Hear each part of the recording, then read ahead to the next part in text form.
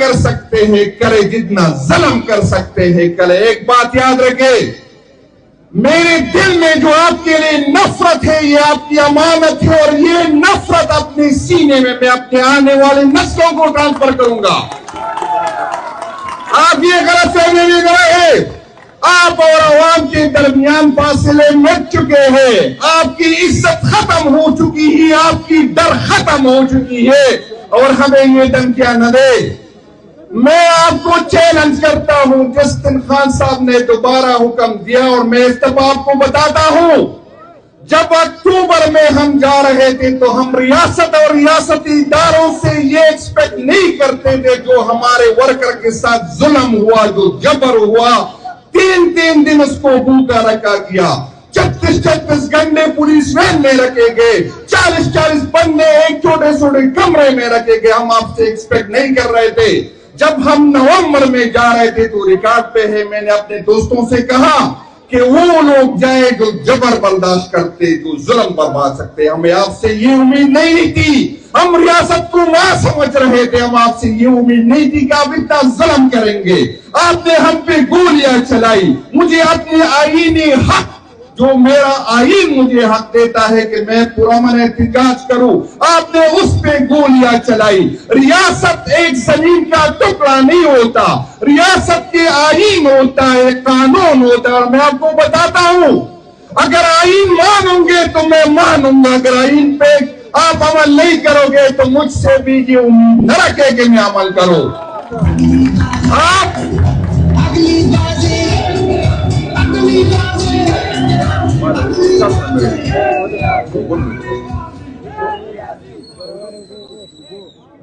آپ یہ غلط فہمی میں نہ رہے کہ آپ جب چاہے آئین کو ووٹ کے نیچے رکھ دیں گے اور مجھ سے پھر آپ یہ بات کریں گے کہ آئین پہ عمل کرو۔ بھائی جان، اس آئین بنانے والے میں میرے ابا و اجداد شامل نہیں تھے۔ آئین جس طرح آپ پہ لازم ہے اس پہ عمل کرنا، اسی طرح مجھ پہ، آپ اس سے بالاتر نہیں ہے۔ اور میں آپ کو بتاتا ہوں کہ میں اداروں سے ناراض ہوں، میں اداروں کے بڑوں سے ناراض ہوں، لیکن میں اس اداروں کو اون کرتا ہوں۔ آج آپ یہاں ہوں گے، کل جب ریٹائر ہو جائیں گے تو کینیڈا میں ہوں گے، آسٹریلیا میں ہوں گے، کسی اور ملک میں ہوں گے، لیکن یہ ملک میرا ہے، یہ ادارے میرے ہیں، یہ میں اپنے آنے والے نسلوں کے لیے میں اپنی زمین کا قرض ادا کروں گا۔ اور انشاءاللہ تعالی میں نے جو بات شروع کی تھی میں دوبارہ اس پہ آتا ہوں، ہم اس دفعہ جب احتجاج پہ نکلیں گے تو گولیاں کانے نکلیں گے، ہاتھ اٹھائے جو گولیاں کانے کو تیار ہے۔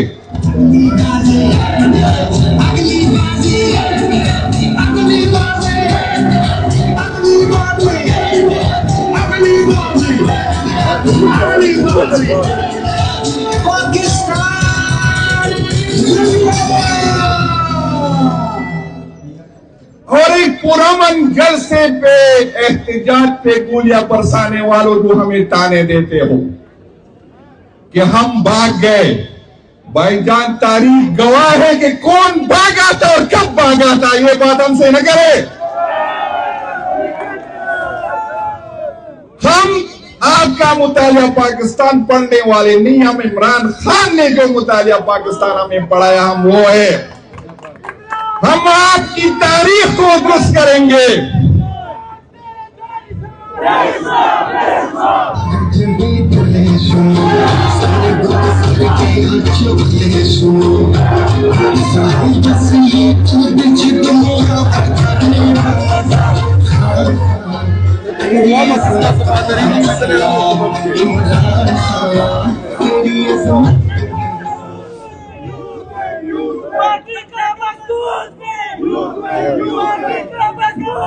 میرے بھائیوں، یہ جو قانون نہیں مانتے، جو اس ملک کے چچا ماما اپنے آپ کو سمجھتے، انشاءاللہ تعالیٰ آپ کو گھسیٹیں گے اور آپ پہ ہم یہ قانون بھی مانیں گے اور اس کی آئین بھی آپ سے منوائیں گے۔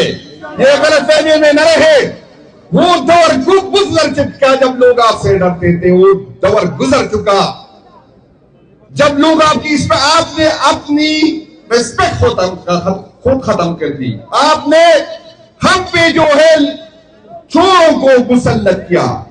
آپ نے مینڈیٹ کا چوری کی, آپ نے ہمارے مستقبل کی چوری کی, آپ نے اس ملک کے عوام کی چوری کی. آپ تو سب سے بڑے چور ہیں, پھر بھی ہم آپ سے جو ہے.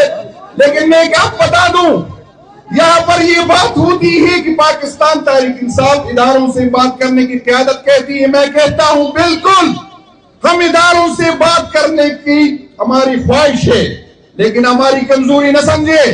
ہم چاہتے ہیں اور ہماری خواہش ہے کہ ہم اس کو ساتھ بیٹھ جائے, اس سے بات کرے اور اس کو یہ سمجھائے کہ آپ کا اس عمل کی وجہ سے عوام آپ سے بہت دور جا چکے ہیں.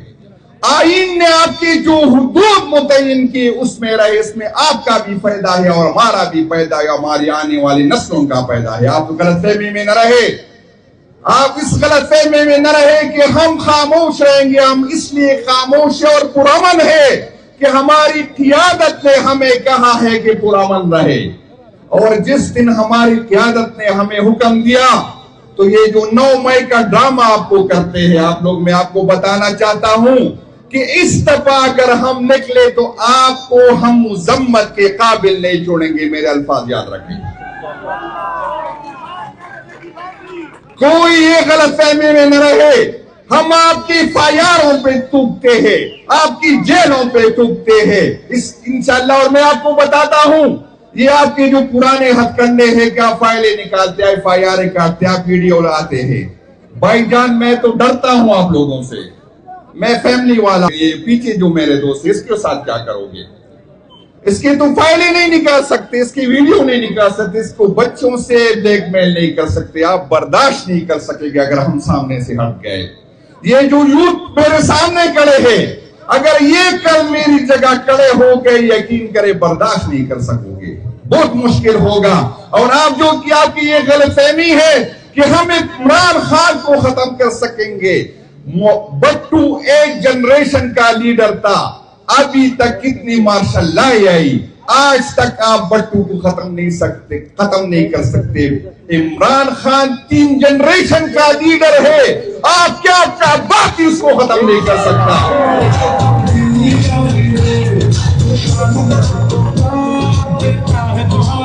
انشاءاللہ آپ بھی ختم ہوں گے اور آپ کی اولادیں بھی ختم ہو جائیں گے, لیکن عمران خان کی پارٹی, عمران خان کا جھنڈا, عمران خان کا نام رہے گا انشاءاللہ تعالی. یہ غلط فہمیوں میں نہ رہے, کسی غلط فہمی میں نہ رہے, یہ یقین کرو. میں ایک بات آپ کو اسٹیج پہ بتاتا ہوں, جب میں صدر بنا مختلف ریجن کے لوگوں سے میں نے ملاقاتیں کی, میں نے رائے مانگی. ورکر کا برداشت ختم ہو چکا ہے اور اس دن سے ڈرے اگر ورکر ہمارے بغیر نکل آئے, خدا کی قسم مشکل ہوگا آپ کے لیے, مشکل ہوگا. عقل کے ناخن لے, آپ اس جبر سے, ظلم سے عمران خان اور عمران خان کی بات نہیں دبا سکتے. یہ غلط فہمی میں نہ رہے, اپنی غلطیوں کا ازالہ کرے اور اس عظیم لیڈر کا جو صرف پاکستان کا نہیں سارے مسلمہ امہ کا لیڈر ہے, ان کو نکالے, ان سے بات کرے اور ان سے معافی مانگے جو ظلم, جو جبر آپ نے عمران خان اور اس کے ورکر کے ساتھ کیا ہے. مجھے یقین ہے, میں اپنے لیڈر کو جانتا ہوں, میں نے ساری عمر اس کے ساتھ گزاری. مجھے یقین ہے کہ وہ بڑے دل کا مظاہرہ کرے گا, وہ آپ کو معاف کرے گا. آنے والی نسلوں کے لیے, اس ملک کی بلا کے لیے وہ آپ کو معاف کرے گا. ان سے معافی مانگے. آئے نئے پاکستان کی افتتاح کرتے, آئے قانون کی حکمرانی کی بات کرتے, آئے آئین کی حکمرانی کی بات کرتے.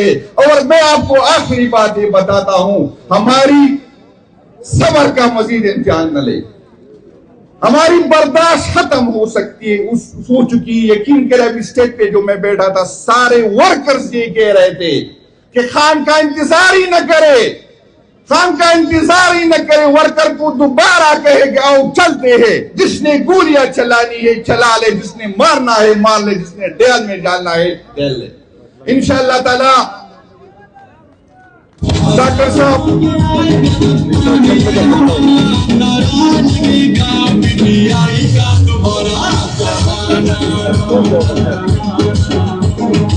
بھائی جان, آج ایک تو ہماری میں نے پہلے بھی بات کی کہ ہماری سوری صوبے میں ایک احتجاجی آج کا برکوٹ کے مقام پہ اس لیے فیصلہ ہوا تھا جو کارٹلنگ میں ظلم ہوا رمضان میں اور آپ کا تحصیل ناظم صاحب ہم خود بھی گئے تھے، ڈاکٹر صاحب تو ساتھ تھے. جو ظلم ہوا، جو جبر ہوا، تاریخ میں اس کی مثال نہیں ہے. ایک طرف ان کا وہ شہید ہو گئے، دوسری طرف ریاست نے اس کے ساتھ یہ ظلم کیا کہ اس کو دہشت گرد یا دہشت گردوں کے فیسیلیٹیٹر ڈکلیئر کیا. اس سے زیادہ ظلم نہیں ہو سکتا. ہم مانتے ہیں، ہم ہر شہید کو سلام کرتے ہیں چاہے جس ادارے کے ساتھ ہو، ہم اس کی قربانیوں کو خراج تحسین پیش کرتے ہیں. لیکن میں ایک بات بتا دوں، اگر ادارے میں کوئی جاتا ہے تو وہ شہید ہونے کے لیے بھی جاتا ہے، اس تیار ہوتا ہے. بھائی جان میں نے تو شہید نہیں ہونا، ان غریب لوگوں نے تو وہاں پر پہاڑ پہ شہید نہیں ہونا تھا.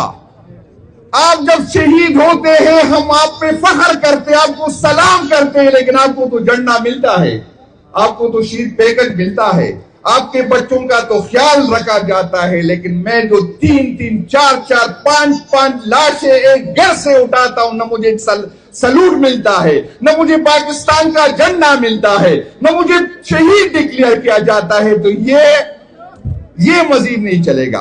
اگر آپ کی شہید کی ہم ریسپیکٹ کرتے ہیں، عزت کرتے ہیں، تو ہمارے شہید کی آپ نے عزت کرنی ہوگی. اگر ہمارے شہید کو شہید مانیں گے تو آپ کے شہید کو شہید مانیں گے. یہ نہیں ہو سکتا کہ آپ والا شہید ہے اور میرا والا جو ہے جان باغ کے جان باغ نہیں ہوگا، یا آپ والا بھی شہید ہوگا تو میرا والا بھی شہید ہوگا. پاکستان تحریک انصاف کے ورکر کو شہید مانوں گے تو آپ کے شہید کو شہید مانوں گا. اگر ہمارے ورکر کو شہید نہیں مانتے تو پھر مجھ سے بھی یہ گلہ نہ کرنا، پھر میں بھی سوچوں گا آپ کے شہید ہونے پہ. بڑی مہربانی اور شکریہ جی.